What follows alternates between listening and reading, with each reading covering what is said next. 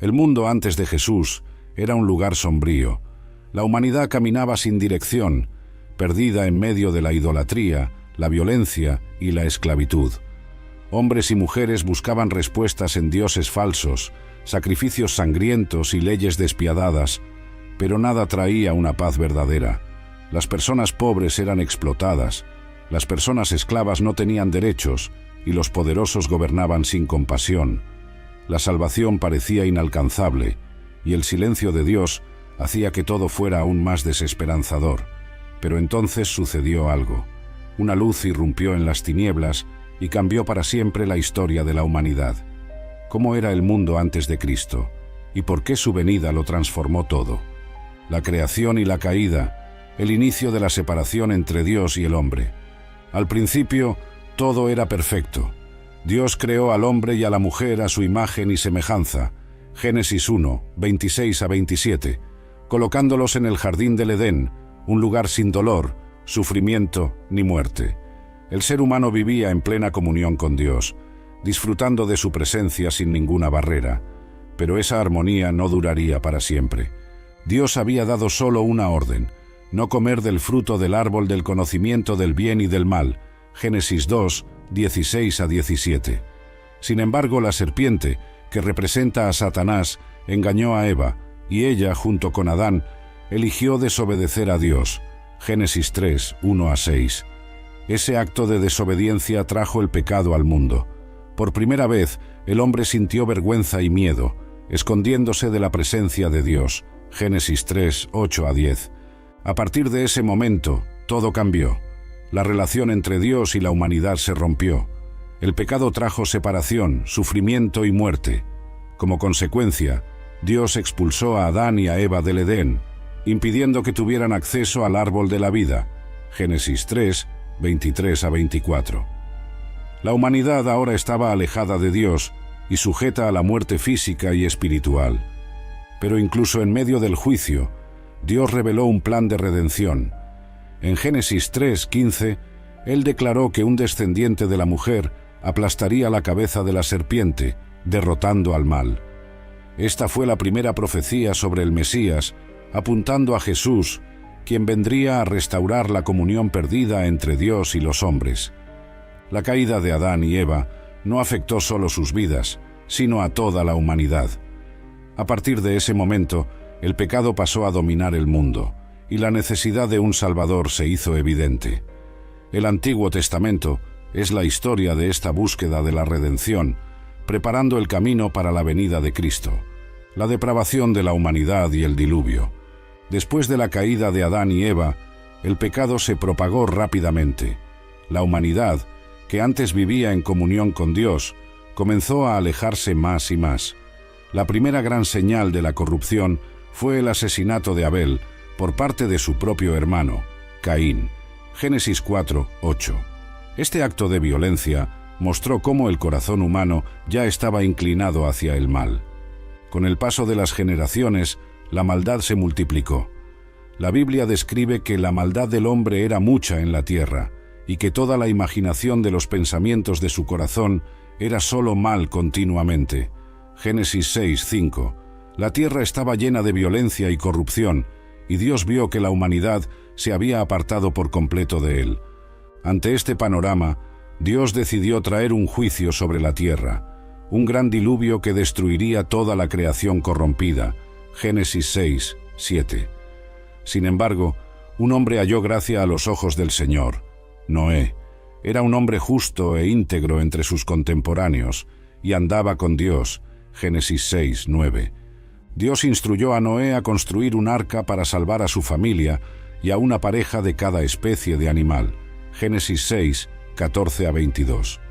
Durante muchos años, Noé predicó acerca del juicio venidero, pero nadie prestó atención.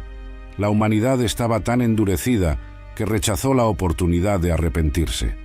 Cuando llegó el diluvio, llovió durante 40 días y 40 noches, cubriendo toda la tierra y destruyendo todo lo que tenía aliento de vida. Génesis 7, 11 a 24. Solo Noé, su familia y los animales que estaban en el arca fueron preservados. Después de 150 días, las aguas comenzaron a disminuir y el arca finalmente reposó sobre el monte Ararat. Génesis 8, 1-4. Después del diluvio, Dios hizo una alianza con Noé y prometió que nunca más destruiría la tierra de esa forma. Como señal de esa alianza, Dios colocó el arco iris en el cielo, declarando que, a pesar de su justicia, Él también es un Dios de misericordia. Génesis 9, 12-17. El diluvio no fue solo un evento histórico, sino también un símbolo del juicio de Dios sobre el pecado y de la necesidad de redención. Noé y su arca representan la salvación ofrecida por Dios, así como Cristo es el arca verdadera que nos libra de la condenación. La corrupción del mundo antes del diluvio señala la necesidad de un Salvador que vendría a transformar los corazones y restaurar la humanidad. La Torre de Babel y la dispersión de los pueblos. Después del diluvio, Dios ordenó a los descendientes de Noé que se esparcieran por la tierra y la poblaran. Génesis 9, 1. Sin embargo, la humanidad decidió seguir un camino diferente, optando por permanecer unida en un solo lugar y construir una torre que llegara hasta los cielos. Este episodio, registrado en Génesis 11, 1-9, se conoce como la Torre de Babel. En aquel tiempo, toda la humanidad hablaba una sola lengua. En lugar de obedecer el mandamiento de Dios de llenar la tierra, los hombres decidieron concentrarse en una sola ciudad, en la llanura de Sinar. Génesis 11:2. Impulsados por el orgullo dijeron: «Edifiquemos para nosotros una ciudad y una torre cuya cúspide llegue hasta el cielo, y hagámonos un nombre, para que no seamos dispersados sobre la faz de toda la tierra». Génesis 11:4. El problema de la Torre de Babel no era solo la construcción en sí, sino el deseo humano de desafiar la autoridad de Dios. En lugar de depender de Él, los hombres querían exaltarse a sí mismos, buscando seguridad y grandeza mediante sus propios esfuerzos.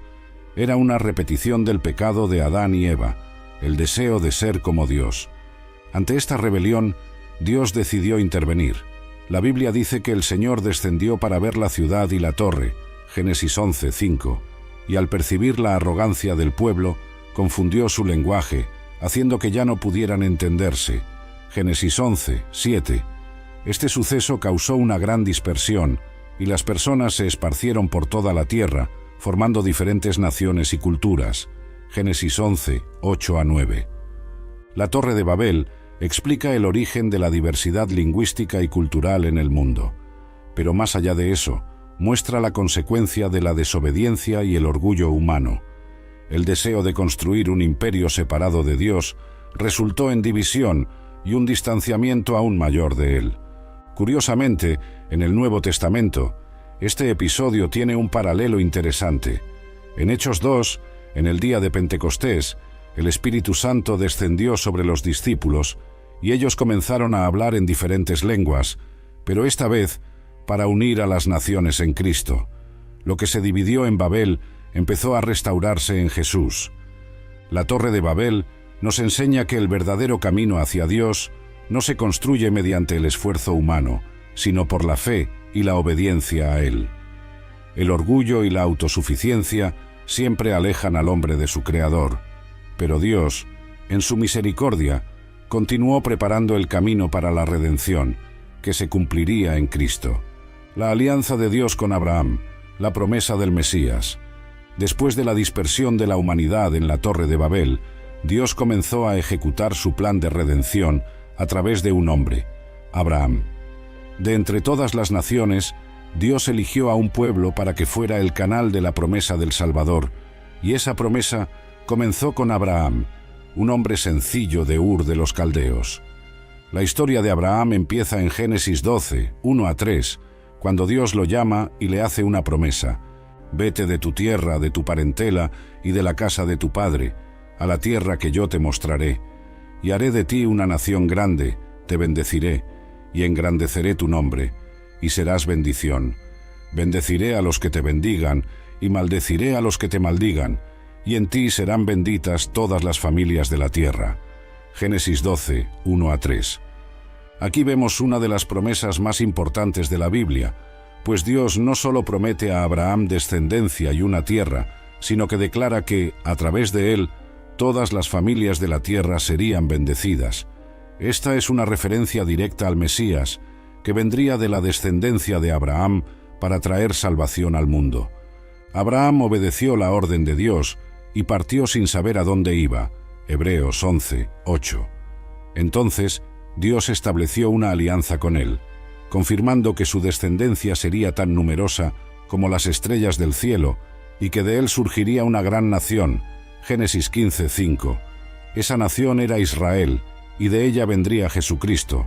Más tarde, Dios reafirma la promesa en Génesis 22:18, diciendo: «En tu descendencia serán benditas todas las naciones de la tierra, por cuanto obedeciste mi voz». El apóstol Pablo, en Gálatas 3:16, explica que esa promesa no se refería a muchos descendientes, sino a un descendiente específico, Cristo. Jesús era el cumplimiento de la alianza hecha con Abraham, pues a través de él se ofrecería la salvación a todas las naciones. La historia de Abraham también ilustra la necesidad de la fe. En Génesis 15:6, la Biblia dice que Abraham creyó en el Señor, y él se lo contó por justicia. Este principio se repetiría en el Nuevo Testamento, donde la salvación no vendría por las obras de la ley, sino por la fe en Cristo. Romanos 4:3-5. Abraham no vio el cumplimiento total de la promesa, pero su descendencia continuó llevando esa esperanza. Se formó Israel como nación, surgieron los patriarcas y los profetas comenzaron a anunciar la venida del Mesías.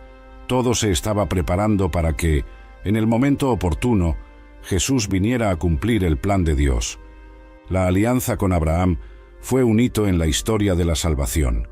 Estableció al pueblo elegido, trajo la promesa de un Salvador y señaló el futuro reino de Dios. Lo que empezó con un llamado a un hombre en Ur de los Caldeos, se convertiría en la mayor esperanza de la humanidad. La esclavitud en Egipto y el Éxodo, un símbolo de la redención. La alianza que Dios hizo con Abraham se mantuvo viva a través de sus descendientes, Isaac, Jacob y los 12 hijos de Jacob, quienes se convirtieron en las 12 tribus de Israel. Sin embargo, antes de que se convirtieran en una gran nación, los israelitas enfrentaron siglos de esclavitud en Egipto, un período de sufrimiento que se convirtió en uno de los mayores símbolos de la necesidad de redención. Todo comenzó con José, hijo de Jacob, que fue vendido como esclavo por sus propios hermanos y llevado a Egipto. Con el tiempo, Dios lo exaltó, convirtiéndolo en gobernador de la tierra y salvando a su familia del hambre. Génesis 41:41-43. Los descendientes de Jacob se establecieron en Egipto y crecieron en número. Pero con el paso de las generaciones, surgió un nuevo faraón que no conocía a José y comenzó a temer el crecimiento del pueblo de Israel. Éxodo 1:8-10.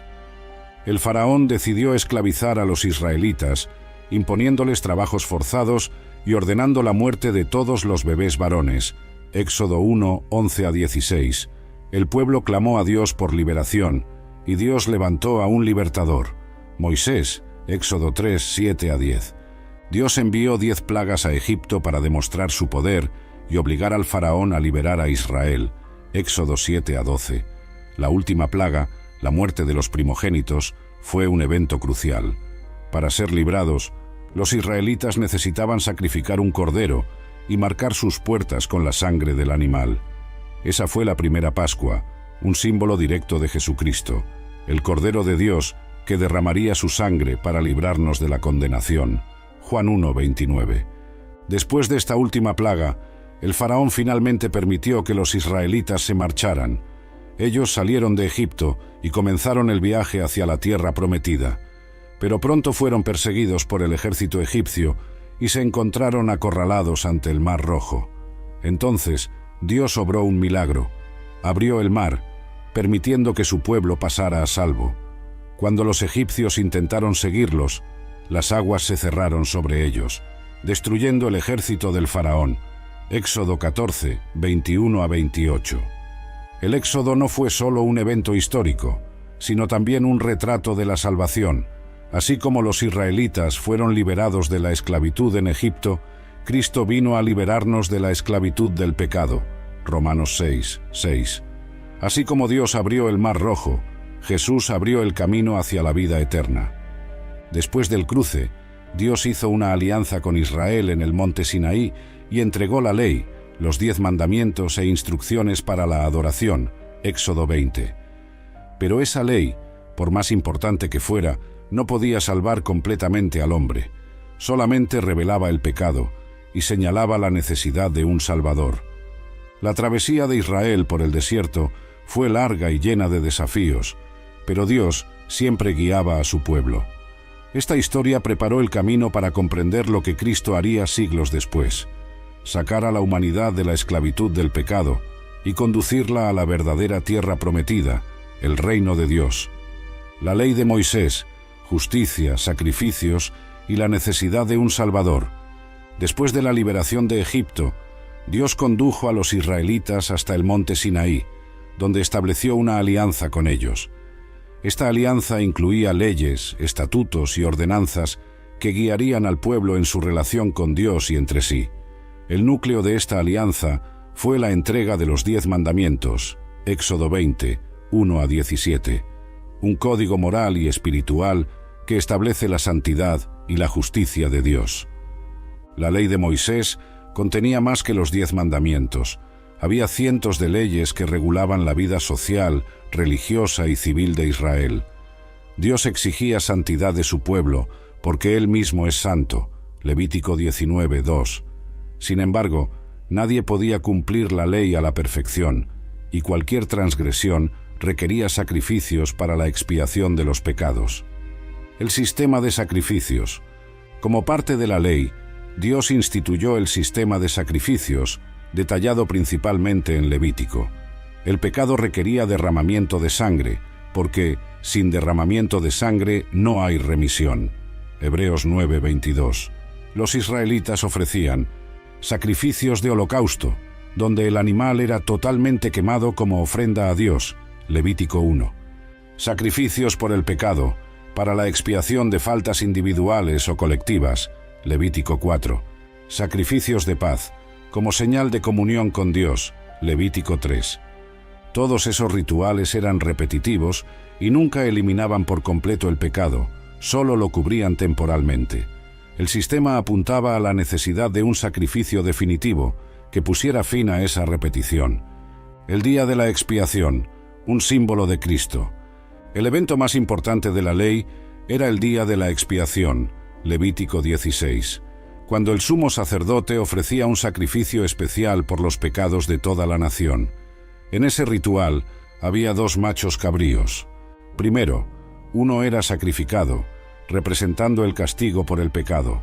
Segundo, el otro era el cabrío expiatorio, que recibía simbólicamente los pecados del pueblo y era enviado al desierto, llevando la culpa lejos. Ese ritual era una figura profética de Cristo, que no solo sufrió por nuestros pecados, sino que también los cargó sobre sí, Isaías 53, 5 a 6. La debilidad de la ley y la promesa de un nuevo pacto. Aunque la ley era justa y revelaba el carácter de Dios, también ponía de manifiesto la debilidad humana. El pueblo fallaba continuamente en obedecer, y los sacrificios nunca eran suficientes para resolver definitivamente el problema del pecado. Por eso, Dios prometió un nuevo pacto, diferente. He aquí que vienen días, dice el Señor, en que haré un nuevo pacto con la casa de Israel y con la casa de Judá. Pondré mi ley en su interior, y la escribiré en su corazón, y yo seré su Dios, y ellos serán mi pueblo. Jeremías 31, 31 a 33. Este nuevo pacto se cumpliría en Jesús, quien vino a ofrecer un único sacrificio perfecto y a escribir la ley en el corazón de quienes creen en él. La ley de Moisés mostró al pueblo la gravedad del pecado y la necesidad de un redentor. Ningún esfuerzo humano podía garantizar la salvación. Se necesitaba un Salvador que cumpliera toda la ley y ofreciera un sacrificio perfecto. Y eso fue exactamente lo que hizo Jesús, los jueces y la constante rebeldía de Israel. Después de recibir la ley en el monte Sinaí, los israelitas pasaron 40 años en el desierto, aprendiendo a depender de Dios antes de finalmente entrar a la tierra prometida. Moisés murió antes de llegar a la tierra, y Josué lideró al pueblo en la conquista de Canaán, Josué 1, 1-6. Con la tierra dividida entre las tribus, se esperaba que Israel fuera fiel a Dios y obedeciera la ley. Pero ocurrió lo contrario. El ciclo de pecado y restauración, el período de los jueces, aproximadamente 1375 a 1050 a.C., fue una época de inestabilidad espiritual. Israel se alejaba con frecuencia de Dios, cayendo en idolatría y desobediencia. Cuando esto sucedía, Dios permitía que naciones extranjeras los oprimieran. Solo entonces el pueblo clamaba por ayuda y Dios levantaba a un juez para liberarlos. Este ciclo se repetía muchas veces. El pueblo pecaba, adorando dioses paganos y rompiendo la alianza con Dios. Dios permitía que los enemigos los dominaran, trayendo sufrimiento y opresión. El pueblo se arrepentía y clamaba por liberación. Dios levantaba a un juez, que guiaba a Israel a la victoria y restauraba la paz. Esta historia se narra en el libro de Jueces, donde vemos líderes como Débora, Gedeón y Sansón, usados por Dios para traer liberación. Pero incluso después de cada liberación, el pueblo volvía a pecar. El problema era claro: la humanidad necesitaba algo más que liberación física. Necesitaba un corazón transformado. La consecuencia de la rebeldía: cada uno hacía lo que bien le parecía. El versículo que resume este período es: en aquellos días no había rey en Israel, cada uno hacía lo que bien le parecía. Jueces 21-25. Sin un liderazgo fuerte y sin una verdadera transformación espiritual, el pueblo vivía en constante desorden moral y religioso. Esto demuestra que ni siquiera la ley de Moisés fue suficiente para cambiar el corazón humano. El pecado seguía dominando, y la necesidad de un rey justo y definitivo se hacía cada vez más evidente. Este período apuntaba a un futuro gobernante que traería no solo liberación política, sino también redención eterna. Los profetas ya comenzaban a anunciar que vendría un rey justo para establecer un reino eterno, y ese rey sería Jesús. El período de los jueces muestra la fragilidad de la humanidad y la fidelidad de Dios.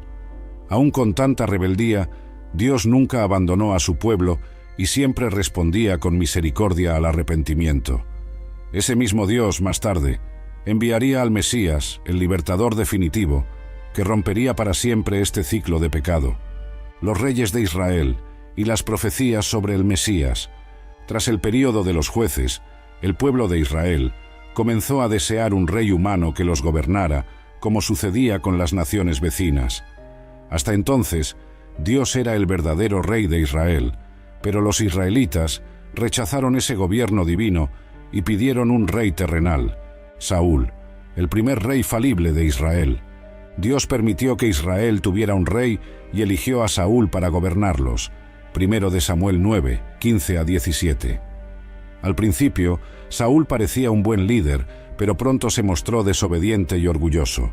No seguía las instrucciones de Dios y prefería actuar según su propia voluntad. Por eso, Dios rechazó a Saúl y eligió a otro rey para sustituirlo. 1 de Samuel 15, 22-23. David, el rey conforme al corazón de Dios. Dios entonces eligió a David, un joven pastor de Belén, para ser el siguiente rey de Israel. 1 de Samuel 16, 1-13. A diferencia de Saúl, David tenía un corazón inclinado hacia Dios. No era perfecto y cometió pecados graves, pero siempre se arrepentía sinceramente y buscaba a Dios.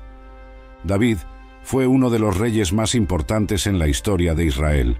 Amplió el reino, estableció Jerusalén como la capital y llevó el Arca de la Alianza a la ciudad, convirtiéndola en el centro de la adoración a Dios. Pero sobre todo, David recibió una promesa que cambiaría la historia de la humanidad. La promesa del Mesías, un rey eterno. Dios hizo una alianza con David, conocida como la Alianza Davídica, en la que prometió que, de su descendencia, saldría un rey cuyo reino nunca tendría fin. Cuando tus días se cumplan y duermas con tus padres, yo levantaré después de ti a uno de tu linaje, que saldrá de tus entrañas, y afirmaré su reino. Él edificará casa a mi nombre, y yo afirmaré para siempre el trono de su reino. Segundo de Samuel 7, 12-13. Esta promesa no se refería solo a Salomón, el hijo de David, sino al Mesías, que reinaría eternamente. Los profetas confirmaron esta profecía. Isaías 9, 6-7. Porque un niño nos es nacido, hijo nos es dado, y el principado sobre su hombro, y se llamará su nombre Admirable Consejero, Dios fuerte, Padre eterno, Príncipe de paz. Lo dilatado de su imperio y la paz no tendrán límite, sobre el trono de David y sobre su reino. Miqueas 5, 2. Pero tú, Belén Efrata, pequeña para estar entre las familias de Judá, de ti me saldrá el que será Señor en Israel, y sus salidas son desde el principio, desde los días de la eternidad. Estas profecías señalaban a Jesucristo, el descendiente de David, que establecería un reino eterno, no terrenal, sino espiritual. El declive de los reyes y la necesidad de un Salvador. Después de David, su hijo Salomón gobernó Israel con sabiduría y riqueza, pero en su vejez se apartó de Dios, permitiendo la idolatría en el reino. Primero de Reyes 11, 4-6. Tras su reinado, el reino se dividió en dos, Israel al norte y Judá al sur. La mayoría de los siguientes reyes fueron corruptos e idólatras. Debido a la desobediencia, Dios permitió que Israel y Judá fueran conquistados y llevados al exilio. El reino de Israel fue destruido por los asirios, Segundo de Reyes 17, 6-23, y Judá fue llevado cautivo a Babilonia, Segundo de Reyes 25, 1-12. Durante este tiempo de sufrimiento y exilio, los profetas siguieron anunciando la esperanza de un rey justo y eterno que vendría para restaurar al pueblo y establecer el verdadero reino de Dios. Jesús, el Rey prometido. Siglos después, Jesús nació en Belén, de la descendencia de David, cumpliendo todas las profecías acerca del Mesías. Él vino a establecer un reino que no era de este mundo, sino un reino eterno basado en la justicia y la salvación. Juan 18, 36. El período de los reyes de Israel mostró que ningún gobierno humano podía traer una salvación completa. Incluso los mejores reyes fracasaron y el pueblo continuó pecando. Solo Jesús, el Rey de Reyes, podía traer una redención verdadera y eterna, el exilio y la esperanza del Salvador. La historia de Israel está marcada por altibajos. Dios escogió al pueblo, hizo alianzas, envió jueces y reyes, pero una y otra vez la nación se apartó de él para seguir sus propios caminos. Esta rebeldía trajo consecuencias severas. El exilio. Tras la muerte de Salomón, el reino de Israel se dividió en dos. Reino del norte, Israel, compuesto por 10 tribus, con Samaria como capital. Reino del sur, Judá, compuesto por las tribus de Judá y Benjamín, con Jerusalén como capital. Durante siglos, los profetas advirtieron que, si el pueblo no se arrepentía y volvía a Dios, serían conquistados y llevados cautivos por otras naciones. Pero Israel y Judá continuaron en idolatría e injusticia, rechazando a los mensajeros de Dios. El exilio del reino del norte. El reino del norte tuvo 19 reyes, todos idólatras y alejados de Dios. Como consecuencia, en el año 722 a.C., los asirios invadieron y destruyeron Israel, llevando cautivo al pueblo a otras tierras. Segundo de Reyes 17, 6-23. Las 10 tribus del norte nunca volvieron a reunirse como nación. El exilio del reino del sur. Judá tuvo algunos reyes fieles a Dios, pero la mayoría siguió el mismo camino de pecado. Dios envió profetas como Jeremías, Isaías y Ezequiel para advertirlos, pero el pueblo resistió la corrección. Como resultado, en el año 586 a.C., el rey Nabucodonosor de Babilonia invadió Jerusalén, destruyó el templo y llevó al pueblo cautivo a Babilonia. Segundo de Reyes 25, 1-12. Este fue uno de los momentos más oscuros en la historia de Israel. Sin templo, sin tierra y sin rey, parecía que todas las promesas de Dios habían sido destruidas. El pueblo se hallaba en la desesperación, preguntándose: ¿nos ha abandonado Dios? la esperanza en medio del caos. Incluso en medio del exilio, Dios no abandonó a su pueblo. Utilizó a los profetas para traer esperanza y anunciar que un día vendría el Mesías para restaurar todas las cosas. Isaías 7:14. He aquí que la Virgen concebirá y dará a luz un hijo, y llamará su nombre Emmanuel. Isaías 9:6-7. Porque un niño nos es nacido, hijo nos es dado, y el principado sobre su hombro. Jeremías 23:5-6. He aquí que vienen días, dice el Señor, en que levantaré a David renuevo justo, y reinará como rey, y prosperará, y hará juicio y justicia en la tierra. Los profetas dejaron claro que el exilio no era el fin de la historia de Israel. Dios aún cumpliría su promesa. Un rey justo, un salvador, vendría para traer redención y establecer un reino eterno. El retorno y la espera por el Mesías. Después de 70 años en Babilonia, Dios permitió que el pueblo de Judá regresara a su tierra. Esdras 1:1-4. Reconstruyeron el templo y Jerusalén, pero el reino nunca volvió a ser restaurado como antes. Israel pasó a estar bajo el dominio de sucesivos imperios. Babilonia, 586 a 539 a.C. Persia, 539 a 331 a.C. Grecia, 331 a 146 a.C. Roma, a partir de 146 a.C. El pueblo judío esperaba ansiosamente que se cumplieran las profecías mesiánicas. Creían que el Mesías vendría como un rey guerrero que los liberaría del dominio extranjero y restauraría el trono de David. Pero Dios tenía un plan más grande. El Mesías no vendría solo a salvar a Israel, sino a toda la humanidad. Jesús, el cumplimiento de la esperanza. El exilio mostró que ningún rey humano podía salvar al pueblo de manera definitiva. Israel necesitaba más que una liberación política, necesitaba una redención espiritual.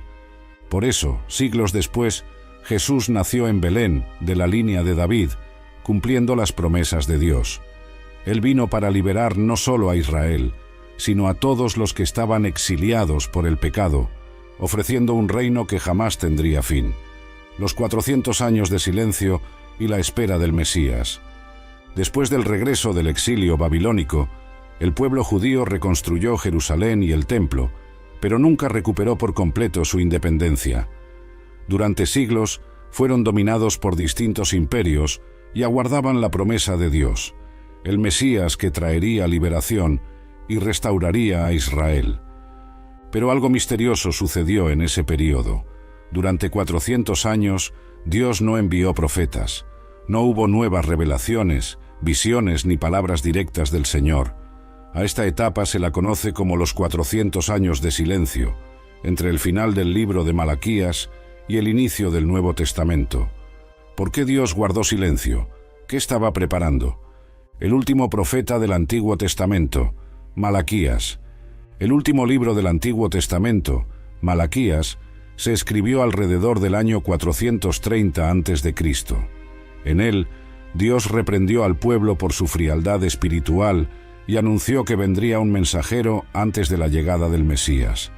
He aquí, yo envío mi mensajero, el cual preparará el camino delante de mí, y vendrá súbitamente a su templo el Señor, a quien vosotros buscáis, y el ángel del pacto, a quien deseáis. Malaquías 3:1.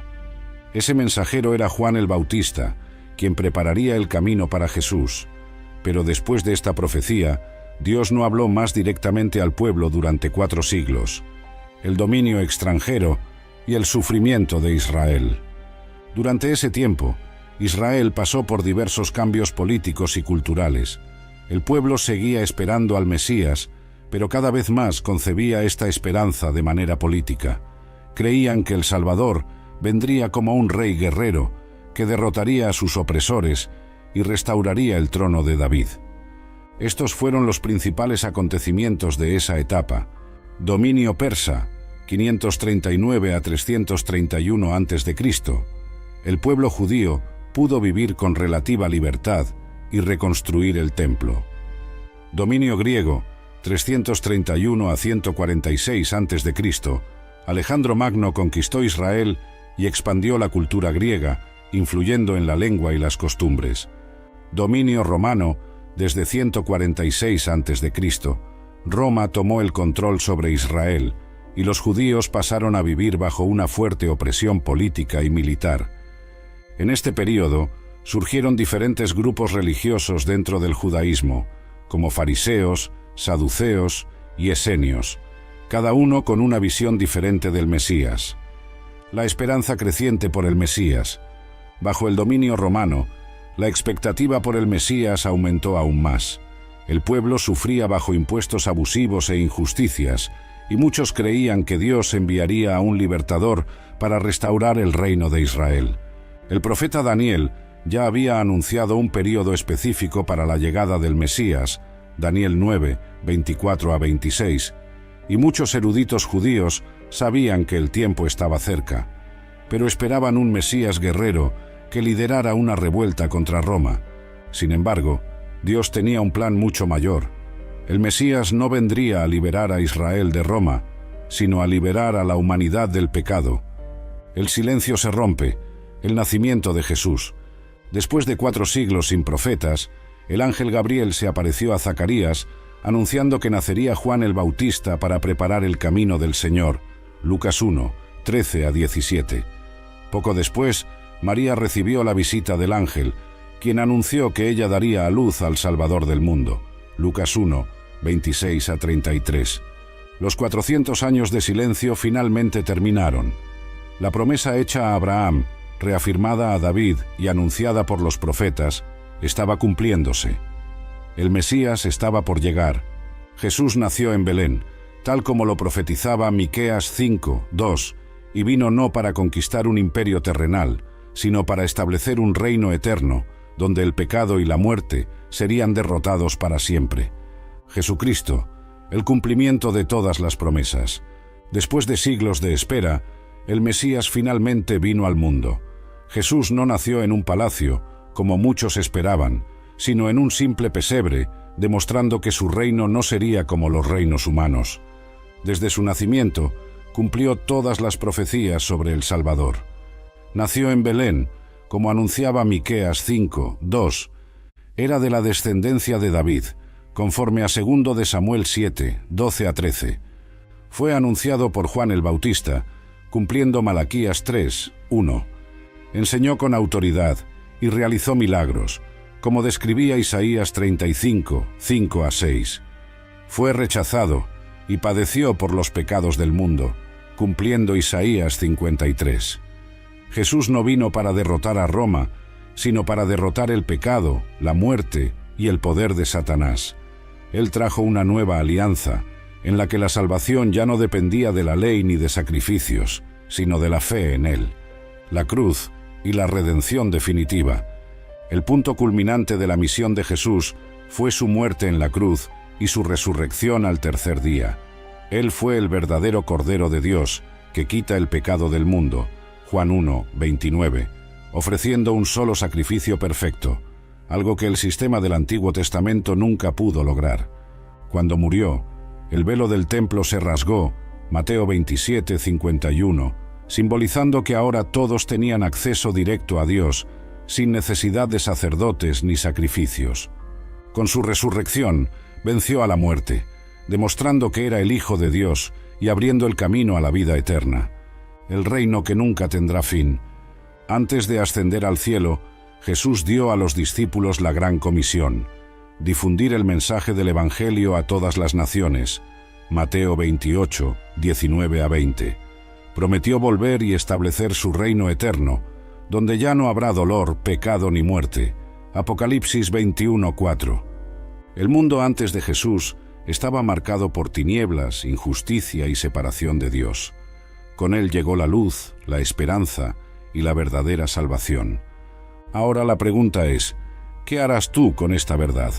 Si este mensaje habló a tu corazón, dale me gusta a este video, compártelo y sigue buscando conocer más sobre Jesús, porque Él es el cumplimiento de toda la historia de la humanidad.